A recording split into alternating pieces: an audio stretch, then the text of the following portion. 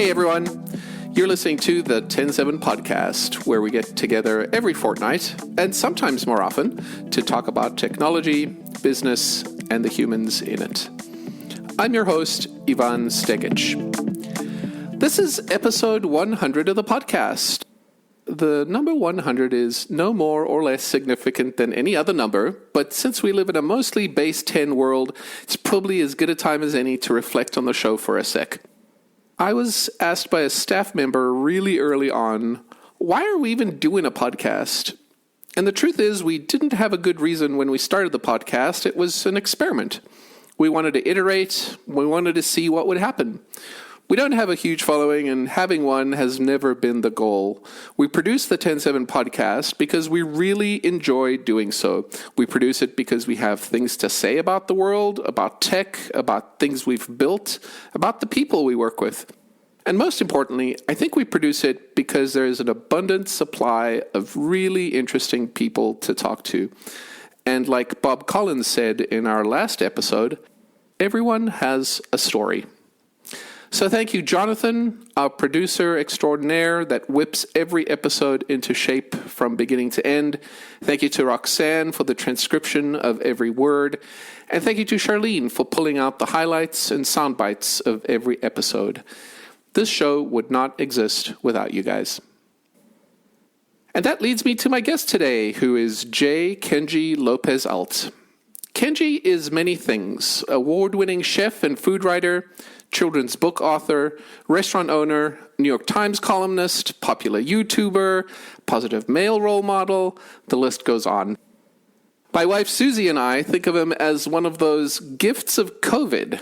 Google's algorithm delivered and suggested one of his point of view cooking videos very early on in the lockdown to us, and we've been enamored with the channel ever since. I now own one of those hand blenders and make my own mayonnaise as a result. Kenji, it's a great pleasure to have you on the show. Thank you so much for joining me. Oh, thanks for having me. So you live in San Mateo, but you grew up on the East Coast in Boston and New York, is my understanding. At least that's what Wikipedia says about you. Yes. I also know that you majored in architecture at MIT. Right. How did you get to MIT? What's the origin story of your heritage, your parents? How did that all start out on the East Coast? Well, my father is American from Western Pennsylvania. He grew up in Johnstown, Pennsylvania, and my mother is Japanese, so she moved to the U.S. When she was 16 years old. That's the Japanese Kenji, which is actually my middle name. My first name is James. I've never gone by James though, but that's where the Japanese first name and Alt, the German last name. My family, so my father was a scientist, and my grandfather on my mother's side was a scientist as well. I grew up with my grandparents and my parents, and so science is just kind of a common language of communication and thought within our house. And my mom was sort of a typical Japanese mom. She pushed us very hard as kids, academically, and made us all practice violin and all those things that moms do. I ended up going to MIT because I thought I was going to be a scientist. Biology actually was what my original major was, and I had spent a couple summers working in a biology lab in high school, and then summer after my freshman year in college as well. And then by the time I got to sophomore year and I was taking organic chemistry, which is one of the requirements for biology, I really disliked organic chemistry, even though my grandfather was actually an organic chemist, but I really disliked the class. And then it actually made me sort of stop and start thinking about whether I was actually enjoying biology, whether I enjoyed the 2 summers I had spent working in a lab. And I sort of realized then that I actually didn't really enjoy the process of biology either. The lab work wasn't something that I really enjoyed. It was just a little too slow paced. So the summer after my sophomore year, when I sort of was not really sure what I wanted to do, I decided not to work in a lab and instead spend the summer working as a server, like a waiter at a restaurant in Boston. But I couldn't find a job as a server. What ended up happening was I actually sort of accidentally walked into a job as a cook because one of the restaurants I went to looking for a job as a server said that they had a prep cook who didn't show up that morning, and so they were short one prep cook, and if I could come in that afternoon and start doing prep work, that I could have a job for the summer. And so that's what I did. I had zero experience in the kitchen, I never really thought about working in kitchens. It was just like, oh, okay, well, that's a skill I don't have. That'll be a fun and interesting thing, hopefully fun and interesting thing to do. Because I've always enjoyed learning new things and learning new skills. And so I thought it would be a fun and different thing to do than I'd ever done before. And it was, and it turned out to be something that I actually really loved doing. That's sort of how I fell into cooking. I finished MIT with an architecture degree. After that summer, I was working part-time in restaurants all the rest of my time at MIT, and then I went straight into it full-time after school, after college. How fortuitous that you would show up and there'd be a line cook job opening and and that you would end up in a career in the food industry. I consider myself extremely lucky, but but it's also one of those sort of like you make your own luck things where it's like the more chances you take and the more you're willing to learn new things and try new things, the higher the likelihood that you're going to stumble on something that you enjoy.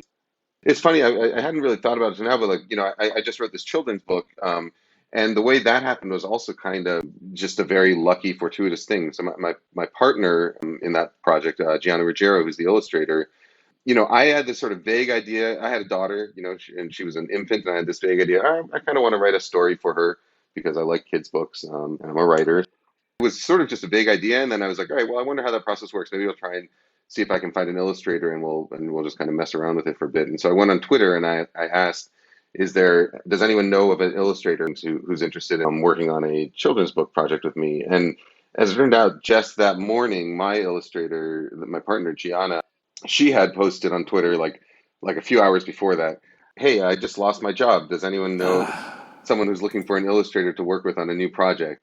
And she was like specifically looking for the type of project she hadn't worked on before.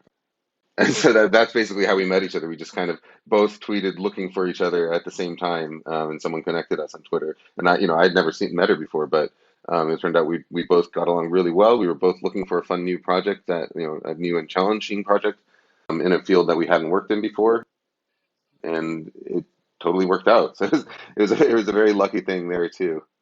So let's talk about your children's book for a sec. Uh-huh. It's called Every Night is Pizza Night, and it just came out, right, at the beginning of September. Yeah, exactly. This is your second book. It's not as in-depth as your first book. It's not as long. Not as long. It's 42 pages compared to 950 pages. It's shorter, but it wasn't. It was actually more difficult to write. I mean, I found writing for children to be more difficult than writing for adults. My first book, The Food Lab, that style of writing I've been doing now for, 15 years or so. Maybe not quite 15 years, but for a while, well over a decade. I can write cooking articles aimed at adults and food science articles aimed at adults easily. In your sleep, probably. Well, in the middle of the night, at least, if not in my sleep.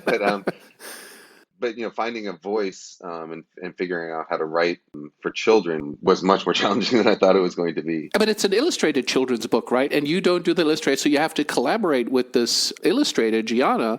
Do you tell her what to draw? Do you describe the characters? How does that whole process work? Well, when I first went into it, I thought, okay, like I'm the writer and she's the illustrator, so I guess I'll just at first I was like, I'm going to write everything and I have this idea of what it's supposed to look like in my head, and so I'll describe every page in detail. But then after talking with a few other children's book authors, the general advice was, no, like you're the writer, she's the illustrator, so let her do the illustrations. Like don't tell her what to do. That's her job. Like you're good at writing, they're good at visual things. Like that's the reason why you're collaborating with them. What I did was I came up with short biographies for each character, so like one paragraph about every character who appears in the book and sort of who they are and where they're coming from, and then just the words of the book. And so from there, she fills in all the pages, and then it's a collaborative process. We go back and forth, both on the words and on the illustrations. So she has a lot of input in what the words are and the messaging in the story and the plot and all that. And likewise, I would give her feedback on the direction of the drawings. It was a very, very sort of collaborative, equal partnership we had, which I found different and wonderful. Because I'm very used to working alone. Like I work from home. I have for the last 5 years, I've worked from home alone, and I do my writing and take my own photos. So I don't really collaborate with anyone in general on writing projects. So this was a very different process, but extremely fun. We have definite plans to do more. I'd love to hear it. I read on your website you have a great about page that's written in both first person and third person. And the third person part, I was trying to paraphrase that for myself so that I could give you an intro in the podcast. And what the third person part really opened my eyes to is that you're an author, according to that part of the bio. But I've seen you on YouTube, and I've seen all the work like the fact that you have a restaurant, and the fact that you are an amazing cook. Like, what do you consider yourself? Are you an author? Are you a chef? Are you a business owner? Maybe you're a complicated mix of all of them, I guess. I mean, I would consider myself a writer primarily, because that's what I spend most of my time on, and that's where my main source of income. Although now, like, YouTube, it's not what I spend most of my time on, but it is becoming sort of like a significant source of my income, which is not expected, and actually pretty nice because I have fun doing those videos, which means, like, it's sustainable to keep doing them. I guess I consider myself a chef in the sense that I operate a restaurant and I'm in charge of all the food there. I'm not a cook anymore. I was a cook for a long time, but I'm not a cook anymore because I don't actually, most chefs don't actually cook in restaurants except at very small places. So my job is more in menu planning and sort of overall direction and operations and all that kind of stuff. But yeah, I would consider myself a writer more than anything. If I had to select one on a census form, it would be writer. How did you end up on the West Coast? My wife got a job out here. So after we were in, I grew up in New York, lived in Boston for 10 years, and then back in New York for 5 years while my wife was in grad school. After grad school, she got a job out here. So we moved out here because I can write from anywhere, and she got a job out here, so we moved. Pretty straightforward. And you wrote the Food Lab, and it came out in 2015, almost 1,000 pages, 6 pounds in weight. And I love the title. The qualifier is The Food Lab, Better Home Cooking Through Science. Right. It's been described as a textbook-like cookbook with roots in scientific reasoning. Why did you write this book? I wrote the book mainly at the urging of my partner and former boss, Ed Levine. So I started writing this column called The Food Lab. When I moved back to New York after being a cook in Boston for a while, I was working as a private chef and as a freelance writer, and so I was doing short articles for various newspapers, and I was editing, a remote editor for Cooks Illustrated magazine, and I had always had this interest in science, and I knew cooking pretty well at that point. And so I sat down with Ed Levine, who is the founder of Serious Eats, a website that at the time was mainly a sort of restaurant review website that would talk about sort of food news and restaurant news. But he was interested in starting a recipes section there. And so he first approached me to see if I wanted to do a weekly column. And it was sort of his idea to do a column on food science. In fact, he even came up with the name, The Food Lab. It sounded like a fun thing to do. And so I said, sure. And the first article I wrote was about boiling eggs. And it was 3,000 words about boiling eggs, which I thought, I wrote it and I was like, nobody's ever going to read this. And I put it up, and then people really responded well to it.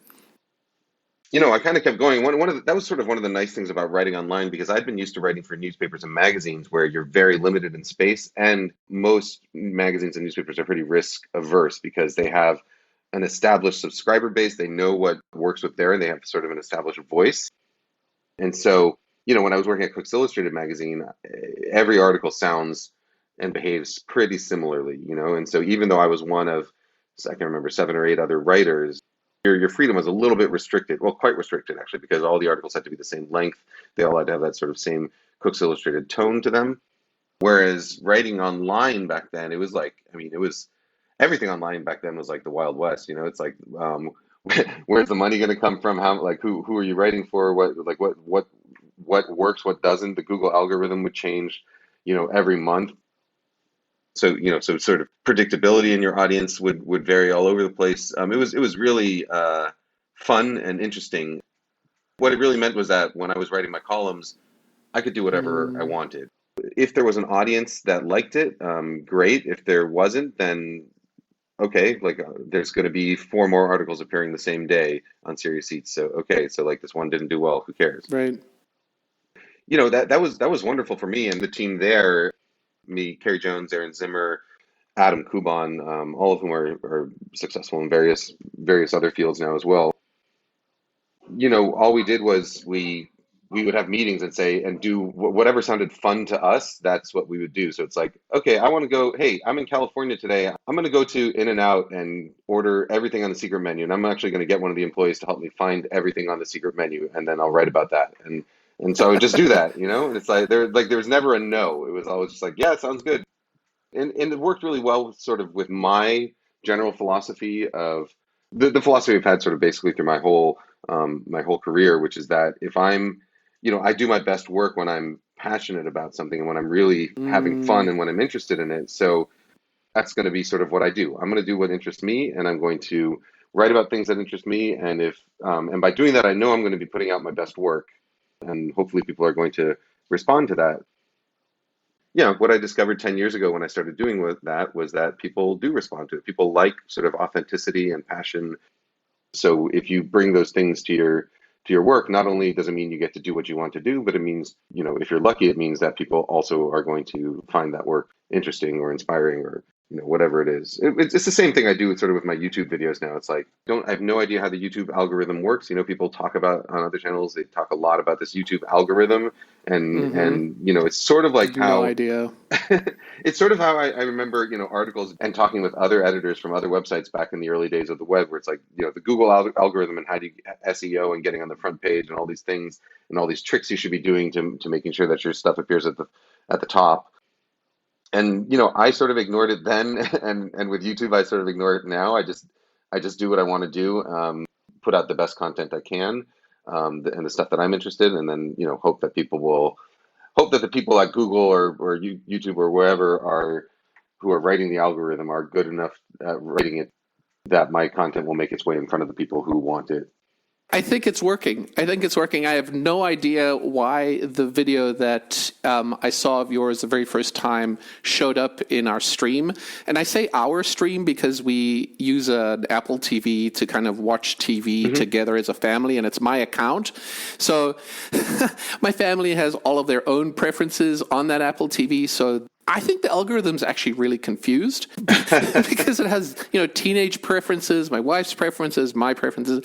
But it showed up, and it was the video that you did with cacio de pepe, I think. Okay. It was that salt or the pepper and cheese. The pepper pasta. The pepper pasta. And I tried making that. I was so inspired. Totally failed, but it didn't matter. Like I subscribed, and it's been great. And so now I'm the resident expert on eggs and how to buy them in the grocery store because of one of the videos you made, which was the one about how the eggs have the Julian date. The carton has the Julian date printed on them, and those are probably the most fresh. That you should be buying the ones with the Julian date that have the highest number. Right. I guess my question in this extremely long preamble is to ask you: did you figure that out? Or did someone tell you, or how do you know how did you figure that out? Well, I mean it's not publicized knowledge. So what you're referring to on every carton of eggs, there's a little 3-digit number that goes from 0 to 360. 0 to 1 to 365 or 0 to 364. I can't remember, but anyway, that number represents the date that the eggs were packed in that carton. Which in general correlates to the date that the eggs were laid. So the higher that number, other than when you're going over the new year, but the higher that number, the fresher the eggs are going to be in general. When I was writing my first book, the first chapter is all about eggs, and so there's a huge sort of Q&A section about eggs.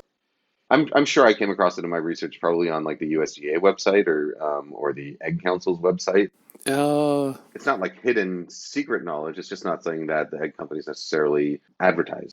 There's a lot of things on packaging that are useful for stocking shelves and for supermarkets for keeping track of things and keeping track of freshness, as well as the manufacturers that aren't necessarily advertised to the public. But a lot of that information is just there on the cartons if you know where to look. do you think a certain manufacturer would have a competitive advantage on another if they used that in their marketing? Because for sure, like if if I saw the number that was like big and bold, and I didn't have to look through all the cartons in the co-op, I mean, I'd be more likely to buy those. I doubt it in this specific case because eggs actually last a very, very long time, like longer than you would expect them to. Like, an egg after it's laid, it'll last at least a few months without going bad. And so what I would worry about as a manufacturer is that I think most people don't know that, the eggs that they're buying are probably a few weeks old already by the time they're buying them at the supermarket. But they're still going to last even longer after that. So what I'd be worried about was that if I was a manufacturer and I put this date on it, hey, this was the date these eggs are packed, people are going to go, oh, that's like 2 weeks ago. I'm going to go with these other eggs. They're probably fresher. Whereas 2 weeks is actually probably about as fresh as you are going to find on the supermarket shelf. I think it would actually end up hurting sales if you were to publicize the really promote the date that they were packed. Well, good, because now I feel like I have secret info. We did a test at home with the eggs we had in our fridge and eggs that I bought that were more recent, and we tried to make poached eggs just like you had suggested. And the ones that were fresher absolutely were a million times better than the ones that weren't, that were still in the fridge. So, yeah, fresher eggs generally hold their shape a little bit better. So you're working on a book now about wok cooking, is that right? Yes. Yeah. And is the format of the book going to be similar or different to the food lab, or what can you tell us about the book? The format will be similar, so it'll have recipes in it, around 200, 250 recipes right now is what the count is at right now. Wow. But like the food lab, it's less about the specific recipes and more about sort of the underlying technique and science, because I think, understanding technique and science is really what allows you to sort of cook more freely in the kitchen and really be more expressive and work with leftovers and bring what you have in your head, to life on the stovetop. It's similar to the food lab in that it's really technique and science focused and not necessarily recipe focused. Although if all you want to do is follow recipes, they're in there as well. It'll also be, similar in format in that the chapters are broken down by technique, so it's not like there's not like a chapter on chicken and a chapter on pork, but rather there's going to be a chapter on using your wok for deep frying. There's one on smoking, steaming, braising, stir frying. There's a chapter on rice and all the things you can do with rice. So it's really broken down more by general sort of cooking principle and technique.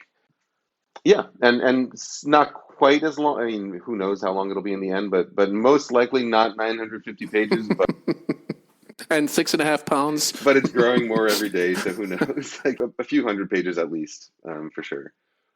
That's awesome. I'm looking forward to getting it and seeing it on the shelves. Yes, I'm looking forward to it too. I've been working on it for a while now. I'd love to talk about Wurst Hall, the beer hall restaurant you have in San Mateo. What's the genesis of Wurst Hall? How did that idea come to pass? My partners, they owned a beer and wine bar together. The space where Wurst Hall is now was opening up.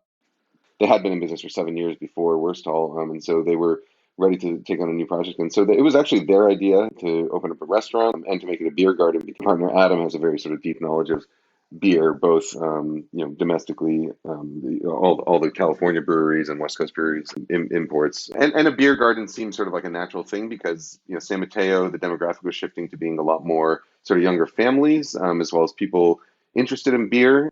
So that atmosphere, family-friendly atmosphere with a focus on beer, seemed like a natural thing to do in the area. They approached me about consulting, which is something I had done in the past with other restaurants. So I said, sure, and then I mentioned on Twitter that I was working on this project. And when I did that, I got a call from someone at Eater. I can't remember who the reporter was, but someone at Eater who said they wanted to interview me about this beer hall project. So I talked about it. But the way they wrote that article, that like the headline was like, Kenji Lopez-Alt is opening a restaurant. And which wasn't really, at the time I was just a consultant. And then Eater kind of was like, no, this is Kenji's restaurant. And I was like, oh, crap, I guess I'm opening a restaurant. And and there was really good response. So, I sat down again with my partners both of whom said, yeah, well, maybe since everyone thinks this is your restaurant now, you should be one of the partners and get a little more involved. And that's how it happened. I was kind of forced into it. It's been definitely been a learning experience. Not necessarily an experience I would repeat. I don't regret it, but I definitely I don't have plans to go full time into another restaurant anytime soon because I have a lot of other projects I want to work on first. It sounds like it happened fortuitously, just like you ended up being that line cook in Boston. Yeah, and I think a lot of it just has to do again with me. It's sort of being within my personality to just say yes to things, especially things that I think I'm going to, learn from or are a new experience for me. So, when they approached me, I said, yeah, okay, sounds fun, and it kind of That's went from awesome. there. That's really awesome. That's so awesome. So you guys closed pretty early on in the lockdown back in March, and then Yeah, we actually closed pre-lockdown. The day pre-lockdown. before the lockdown was official, we internally decided to close because mainly because of staff. We didn't we felt we couldn't put our team at risk. Yeah, we had started doing indoor dining with distance seating, but even then it didn't feel completely safe. So we decided to close down completely. Just recently, San Mateo County started allowing indoor dining again, but we don't currently have any plans to resume indoor dining. Again, because we have enough outdoor dining space that, in California, Bay Area, we're lucky enough that people can eat outdoors pretty much year round. And we've sort of got operations to the point where we're basically at maximum capacity as far as staffing density can go. If we were to put another cook on the line, they would have to be standing closer to each other than 6 feet. And so we figure, all right, we're at maximum capacity as far as staffing density can go, and we have a good customer base right now. So it's working out for us now. So we don't really have any reason to open up the indoors, which would only put people at risk again. And we really want to be careful about that. Yeah, that's what I was going to ask about is how the crowds have changed. And it sounds like you're doing well with having crowds outside and you're putting people in your thoughts and you're being careful about it.